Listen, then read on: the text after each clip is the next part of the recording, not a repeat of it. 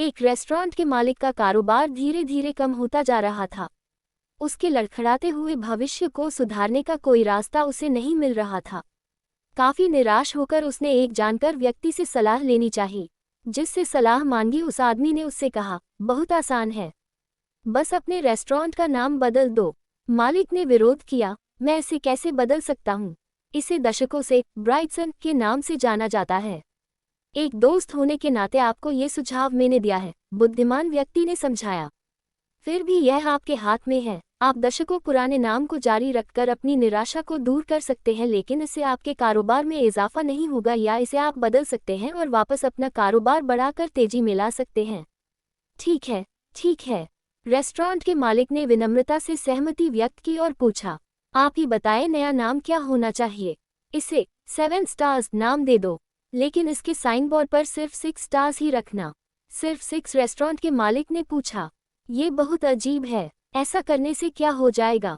मैंने जो कहा उसे एक प्रयोग के तौर पर सिर्फ 3 महीने करके देखो और 3 महीने बाद मुझसे मिलना और बताना, बुद्धिमान व्यक्ति ने कहा। रेस्टोरेंट के मालिक ने बुद्धिमान व्यक्ति की सलाह का मान रखा और नाम बदलकर 7 स्टार्स कर दिया, साइन बोर्ड पर सिर्फ 6 स्टार्स ही रखे।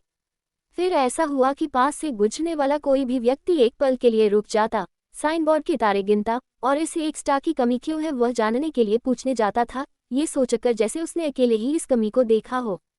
जैसे ही एक स्टार क्यों नहीं है ऐसा पूछता तो मालिक तुरंत जवाब देता, वह एक स्टार हमारे आने वाले कस्टमर का रूप है, जैसे आप यहाँ आए हैं।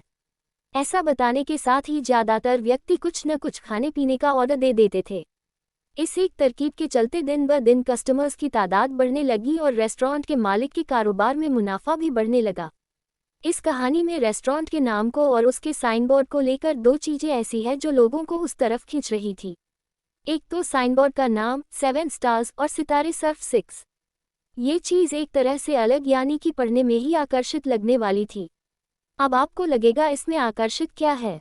तो सुनो, साइन बोर्ड का नाम 7 स्टार्स और सितारों का 6 होना एक कमी को दिखता है, और आदमी का स्वभाव की बात करें तो वह कमी को सबसे पहले देखता है, जो उन्हें उस कमी के बारे में सोचने पर ज़्यादा ट्रिगर कर देता है।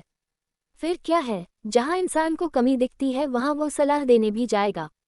खासकर वहां तो बिल्कुल जाएगा जहां बिजनेस संबंधित या ज़रूरत संबंधित बात हो, क्योंकि गलतियां निकालने में और उससे संबंधित बातें करने में सबको मजा आता है।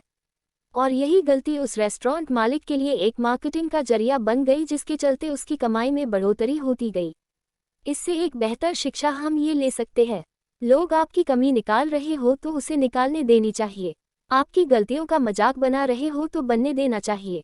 क्या पता आपकी वही गलती या आपकी कमी आपकी प्रगति का जरिया बन जाए। लेकिन एक शर्त पे, आपकी कमी या गलती लोगों को फायदा देने वाली होनी चाहिए, न कि नुकसानदायक।